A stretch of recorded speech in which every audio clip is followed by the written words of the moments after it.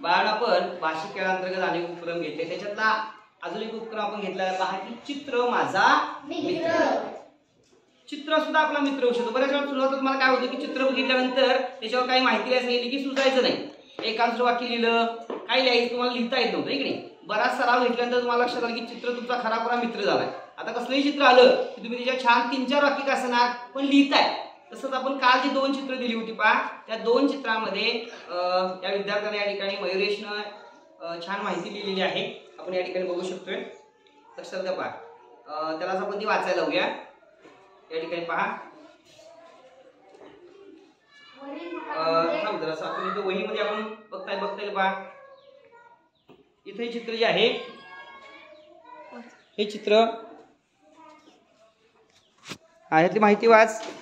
वरील दुकानामध्ये आपल्याला तयार कपडे मिळतात. वरील दुकानामध्ये तयार कपडे आहेत. वरील दुकानामध्ये आई बाबा कपडे घेण्यासाठी आले आहेत. वरील दुकानामध्ये भाऊ बहीण कपडे घेण्यासाठी आले आहेत. छान.